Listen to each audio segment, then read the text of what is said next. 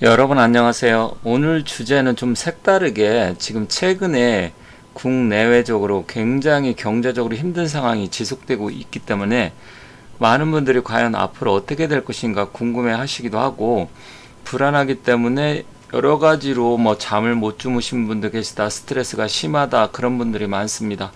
그래서 오늘은 너무 걱정하지 마시라. 제 나름대로 그동안 사주나 풍수, 역학 이런 것도 공부를 하고, 또 저 개인적으로는 경영학을 전공했기 때문에 경제 경영에 굉장히 관심이 많습니다. 그리고 주식이라든지 실물 경제 이런 쪽에도 관심이 많고, 부동산 역시 관심이 많기 때문에 많은 분들이 현재 상황에선 불안하고 힘들어 하시지만, 앞으로 좋아질 것이다. 그러면 좋아진다 그러면 구체적으로 왜 좋아지는지, 그러한 부분 몇 가지 자료를 토공해서 말씀드릴 테니까 힘을 내시기 바라겠습니다. 자, 여기 보면 이 보도가 지금 최근에 주가, 부동산도 마찬가지고 금리 인상에 부동산은 하락에 미분양 생기고, 삼성전자 주가 굉장히 지금 많이 떨어졌습니다. 여기 오늘 이게 보도 내용인데, 삼성전자 19개월 만에 5만 전자 됐다. 옛날에 10만 원 간다 그래서 10만 전자 이렇게 얘기했는데 계속해서 지금 떨어지고 있습니다. 이게 삼성전자만의 문제가 아니고 미국 다우지수나 나스닥 역시 지금 떨어지고, 코인도 굉장히 지금 떨어지고 있는 상황입니다. 그런데다가 지금 서울도 미분양이 나오기 시작했고, 수도권도 미분양이 나오기 시작했는데, 저 개인적으로 생각하면 어떤 분은 앞으로 계속해서 일본처럼 20년, 30년 떨어질 것이다 그러는데, 저는 그렇게 생각하지 않습니다.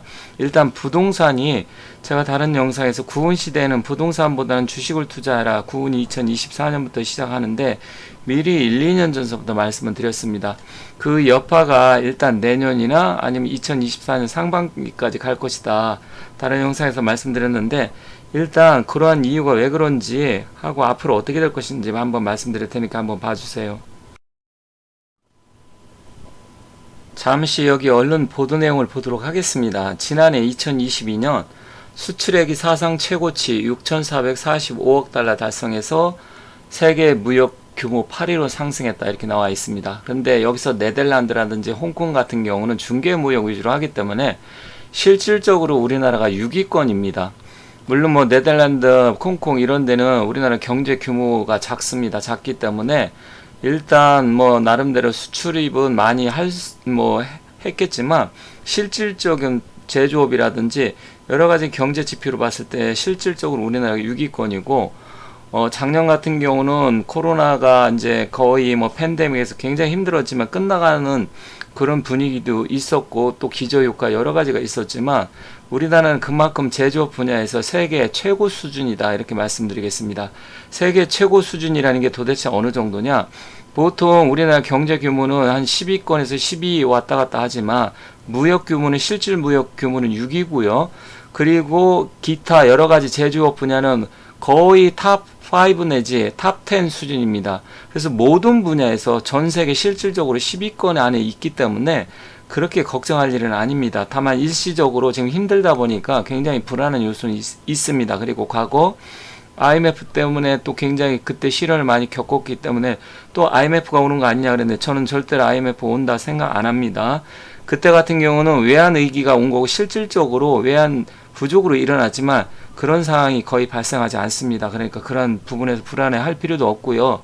또 일본처럼 해서 20년, 30년 장기 불안 오지 않습니다. 물론 일부 경제학자들이 부정적으로 얘기하지만 제 나름대로 미래 역학, 미래 예측 이런 거 공부한 사람 입장에서 그렇지 않다는 것을 말씀드리겠습니다. 몇 가지 경제 지표를 더 보도록 하겠습니다. 자, 우리나라 GDP라는 거는 국내 총 생산을 얘기를 하는 것이죠. 1위가 미국, 2위가 중국, 3위 일본, 4위 독일, 이 정도는 웬만한 사람 다 알고 있습니다. 다만 우리보다 못 산다고 생각하는 나라는 6위 인도하고 2위 중국이 들어가 있는데, 왜 그러냐면 실질적으로 이 나라는 인구가 너무 많기 때문에 그렇습니다. 그리고 11위에 러시아 있지만 우리나라하고는 약간 엎치락 뒤치락 합니다. 그리고 12위에 브라질이 있지만 실질적으로 우리나라가 브라질이나 러시아보다 경제 체력, 경제 어떤 그 펀더멘탈이나 이런 게 약한 게 아닙니다. 이 나라는 인구가 우리보다 많기 때문에 그런 거고요. 우리가 견줄 수 있는 나라는 실질적으로 미국, 일본, 독일, 그리고 뭐 영국 정도? 이 정도라고 저는 개인적으로 봅니다. 왜냐면 산업 구조가 다른 나라하고 달라요, 우리나라는. 그래서 그런 부분이 있지만 이 전체 GDP 규모는 인구를 포함하기 때문에 실질적으로 인구가 많은 나라 같은 경우는 GDP가 당연히 높을 수밖에 없습니다. 그렇다고 하면 여기서도 우리나라가 인구가 5천만 명 이상 이걸 생각을 하고 또 1인당 GDP 뭐 이렇게 같이 쓰는데 옛날엔 GNP라고 했죠. 이걸 만약에 생각한다고 하면 우리나라가 실질적으로는 한 7, 8위권이다. 이렇게 보시면 됩니다. 2022년 1인당 GDP를 보도록 하겠습니다. 물론 구매력 지수라 그래서 PPP 또 따르게 보기도 합니다. 그렇지만 뭐 우리가 일반적으로 GDP를 기준으로 하니까 본다고 하면 1위가 룩셈부르크, 2위가 아일랜드, 이제 8위가 미국입니다. 그러면 그 미국 위에 있는 나라는 다 조그만 나라이기 때문에 실질적으로 개인당 1인당 GDP는 많아도 실질적으로 뭐 경제 규모라든지 제조업 이런 놓고 봤을 때는 우리나라하고 미국하고는 게임이 안 됩니다. 그리고 또 인구가 많은 나라 중에 19위에 독일이 있고요. 그 다음에 23위, 24위 영국, 프랑스, 26위 일본, 그 다음에 우리나라가 29위입니다. 그런데 대만이 올해 우리나라보다 GDP를 좀 앞설 것 같습니다. 1인당 GDP를. 그렇지만 대만 같은 경우는 거의 TSMC 반도체 위주로 가기 때문에 모든 경제 규모 이런 걸 놓고 봤을 때 우리나라가 게임이 안 됩니다. 그렇기 때문에 우리나라가 실질적으로 여기 본다고 하면 미국, 독일, 영국, 프랑스, 일본, 그 다음에 우리나라 수준이다. 물론 이태리가 있지만 이태리 같은 경우는 제조업 분야에서 우리나라보다 좀 떨어집니다. 그러면 독일이라든지 일본 같은 경우는 기초 소재 분야에서 우리나라보다 훨씬 더 뛰어난 건 맞습니다. 하지만 여러분들이 한 가지 생각을 해야 될 게 우리 대한민국은 전 세계적으로 통틀어서 우리나라처럼 모든 산업 구조가 골고루 탑5, 탑10 안에 드는 나라가 없습니다. 그래서 뒤에서 그걸 다시 말씀드리겠지만 지금 미국만 해도 일반 제조업은 많이 지금 쇠퇴가 됐고 주로 이제 금융이라든지 IT 쪽으로 많이 강점을 가지고 있고요.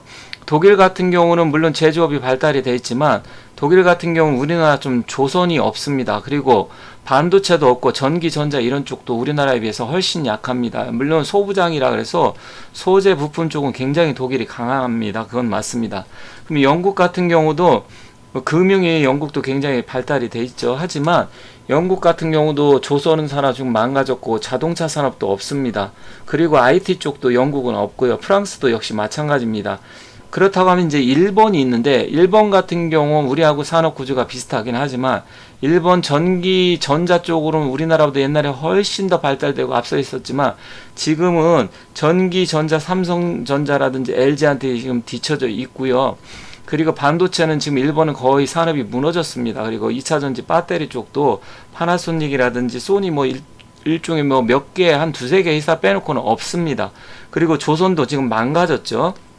그러다 보니까 우리나라처럼 전 산업구조, 자동차, 조선, 전기, 전자, 반도체, 항공, 우주, 군사력 모든 분야에서 골고루 갖춘 나라가 없습니다. 그래서 대한민국은 절대로 망하거나 무너지지 않는다. 그렇다고 하면 금리가 올라가고 지금 불안 요소가 있기 때문에 여러 가지 때문에 인플레이션 때문에 불안해하고 있는데 그거는 지나간다. 지나가되 언제까지 그러면 기다려야 되느냐? 길어야 2년이다. 2년도 못 갈 것 같습니다. 그렇기 때문에 너무 걱정하지 마시라는 뜻에서 제가 이런 부분에 대해서 말씀드리고 있습니다. 그러면 경제력은 이렇다 치는데 우리나라 군사력은 어떻게 되느냐? 글로벌 파이어 파워에서 발표한 이거 미국에서 발표한 거 보면 작년 같은 경우 전 세계 군사력 순위를 발표를 했는데 우리나라가 1번 다음에 6위에 되어 있습니다. 1위가 미국 당연하고요. 2위 러시아, 3위 중국, 4위 인디아, 그러니까 인도죠.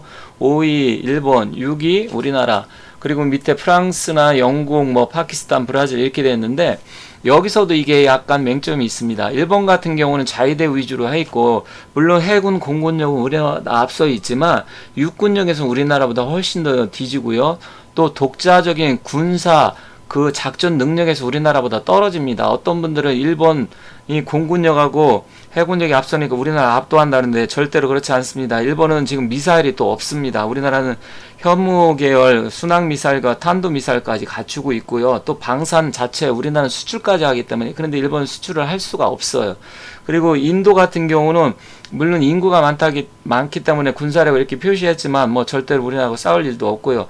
그렇다고 하면 러시아하고 지금 중국이 문제인데, 지금 러시아 같은 경우 우크라이나 전쟁에서 러시아의 군사력이 생각보다 형편없다는 게 많이 드러나 있고, 무기 체계 역시도 굉장히 낡고 또 전자화되지 않았기 때문에 러시아가 망신을 당하고 있는데, 실질적으로 러시아의 뭐 인구가 우리보다 많고 또 핵무기를 갖고 있어서 또 과거에 소련 이미지가 있어서 그렇지, 실질적인 전자 시스템 이런 건 우리보다 훨씬 뒤처져 있고요.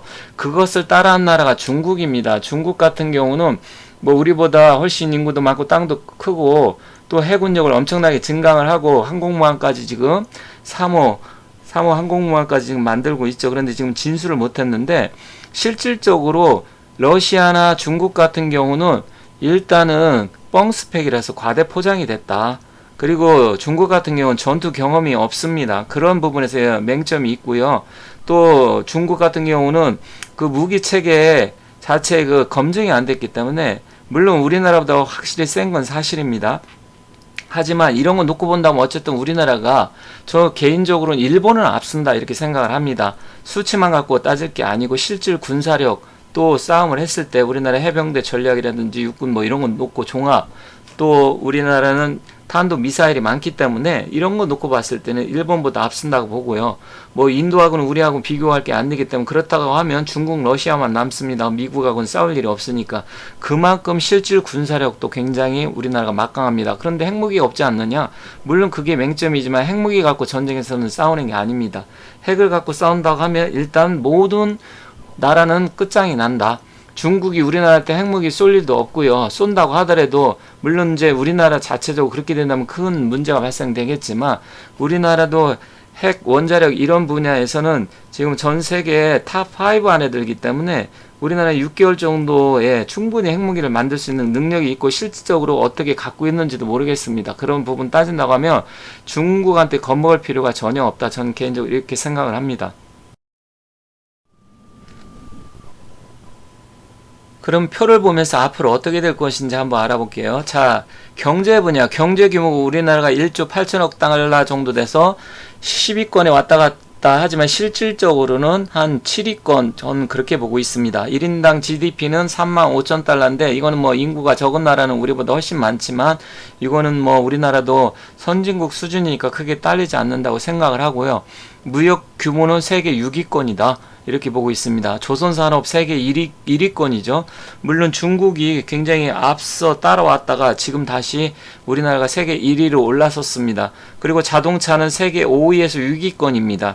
전기전자 세계 2, 3위권이죠. 실질적으로는 뭐 TV라든지 아니면 핸드폰이라든지 기타 가전은 세계 지금 1, 2위권입니다. 거의 탑이라고 볼 수 있습니다. 반도체는 거의 뭐 세계 1위죠. 물론 대만의 TSMC가 파운드리 쪽으로는 세계 1위를 달리고 있지만 삼성이 2위고, 일단 종합 반도체는 거의 1위입니다. 미국의 인텔이라든지 뭐 대만 TSMC가 종합적으로 우리 삼성전자보다 못하기 때문에 군사력은 세계 6위권이지만 거의 뭐 4, 5위권이다 이렇게 보고요. 이제 문제는 항공우주 이런 쪽 방위산업 쪽인데, 항공우주는 이제 나로 발사를 하려고 하다 다시 지금 미뤄졌는데, 일단 항공우주도 우리나라가 현재 10위권 안에 들기 시작을 했습니다. 우리가 이제 독자적인 그 로켓 엔진도 개발을 해서. 그런데 아직까지는 이게 조금 다른 산업에 비해서 좀 뒤처지긴 합니다. 그리고 방위산업 수출은 세계 10위권인데, 그것도 앞으로는 세계 한 5, 6위권으로 진입할 것이다. 그리고 현재 가장 핫한 K컬처라 그래서, 이게 지금 과거에는 일본 문화라든지 유럽, 프랑스라든지 뭐 이태리, 이런 영국, 이런 쪽, 미국, 그런 쪽에 굉장히 전 세계에 영향을 미쳤지만, 지금은 우리나라가 세계 지금 탑 클래스에 들어 있습니다. 그럼 앞으로 어떻게 될 것이냐, 종합 국력적으로 볼 때 경제 규모는 2035년까지 전 세계 저는 5위권 안으로 진입한다고 보고요. 2040년 앞으로 한 15년 정도 후에 그때는 종합 경제력이 세계 3위권까지 가능하다고 봅니다. 그러면 여기서 아까 잘 보셔야 하는데, 경제 규모하고 종합 그 국력, 경제력은 이건 다른 차원입니다. 종합 국력이라는 것은 이제 군사력까지 포함을 해서 외교력 이런 게 다 포함이 돼야 되는데, 실질적으로 우리나라 종합 국력을 따진다고 하면 저는 5위권 안으로 들어간다고 보고요. 경제적인 거 따진다고 하면 세계 한 3, 4위권으로 봅니다. 그러면 우리나라보다 앞설 수 있는 나라는 인구가 많은 뭐 중국을 빼고요. 인도 빼고, 우리보다 앞설 수 있는 나라는 미국하고 독일하고 일본 정도 수준인데, 일본은 아마 우리나라보다 뒤처질 것 같습니다. 그렇게 따지면 우리나라가 일단 미국, 그리고 그 다음에 독일 다음에 우리나라가 3위권이 될 것이다. 인도라든지 중국, 브라질은 인구가 많아서 실질적인 그 경제력이라든지 제조업 지수 이런 걸 보면 우리나라보다 훨씬 뒤처지기 때문에, 그런 부분까지 따져갖고 인구가 많기 때문에 경제력이 크다, 이건 저는 그렇게 보지 않습니다. 그거는 종합적으로 봤을 때 규모가 큰 것이지 실질적으로 경제적인 능력은 그렇게 되지 않기 때문에 우리나라는 3위권. 그런데 만약에 남북 통일까지 된다, 그러면 정말로 3위권에 완전히 들 수 있다, 이렇게 개인적으로 생각을 합니다.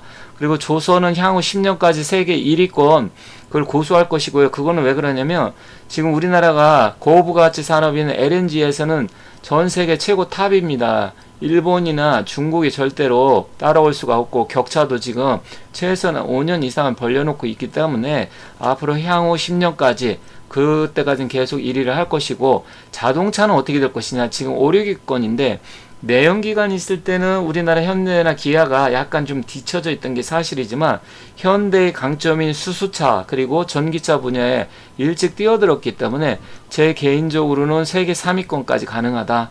물론 일본의 도요다가 어떻게 될지 모르겠습니다. 일본 도요다가 세계 폭스바겐하고 1, 2위를 다투고 있기 때문에. 하지만 제가 봤을 땐 도요다도 머지않아 뒤처질 것이다. 그렇다고 하면 거의 독일 다음에 미국 다음에 우리나라가 3위권 정도 되지 않을까, 이렇게 생각합니다.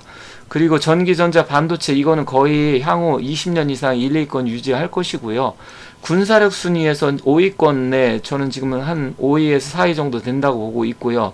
항공우주산업도 5, 6위권으로 진입한다, 이렇게 보고 있습니다. 그리고 이 지금 K-뷰티, K-푸드, 그리고 영화, 음악 이런 모든 분야, 그런 쪽에는 지금 우리나라의 폭발적인 성장이 예상됩니다. 아울러서 항공이라는 건 뭐 우리가 이제 여행을 많이 가다 보면 관광객이 많이 와야 되잖아요.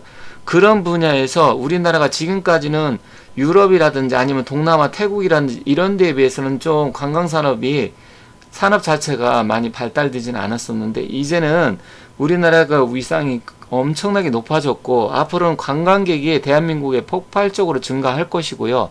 음식을 비롯해서 K컬처, 문화 모든 부분에서 과거에는 비교할 수 없을 정도로 비약적인 발전을 할 것입니다. 이게 모든 게 다 시너지 효과를 내서 우리나라가 앞으로도 계속해서 경제가 상승할 것이고요. 그리고 실질적으로 이렇게 전 산업 분야에서 골고루 갖춘 나라는 전 세계에 없습니다. 대한민국이 유일합니다. 그렇기 때문에 사람들이 이 부분을 잘 모르는데, 우리나라가 전 산업 분야에서 금융이라든지 이런 쪽만 조금 뒤처지고 나머지 모든 산업 분야에서 거의 탑5 수준에 있다. 이렇게 모든 것을 갖춘 나라는 없다. 전 세계 대한민국이 유일하다. 이러한 부분을 기초를 닦은 사람이 바로 박정희 대통령이 중화공업을 육성시키고 또 군사공업 이런 모든 분야에서 그분이 토대를 마련했기 때문에 이게 오늘날 가능할 수 있었다, 이렇게 생각을 합니다. 그렇기 때문에 어쨌든 저 개인적으로는 앞으로 한 내년 아니면 후년 상반기 정도까지는 조금 어렵겠지만 일본을 뒤따라가는 일은 절대로 일어나지 않고요. 우리나라 경제 모든 부분이 무너져서 IMF가 온다든지 이런 일은 없다, 이렇게 하면서 끝내도록 하겠습니다. 약간 내용이 길어서 제가 좀 빨리 말씀드렸는데 재밌게 봐주셨다면 감사합니다. 저는 다른 내용 갖고 다시 찾아뵙도록 하겠습니다. 감사합니다.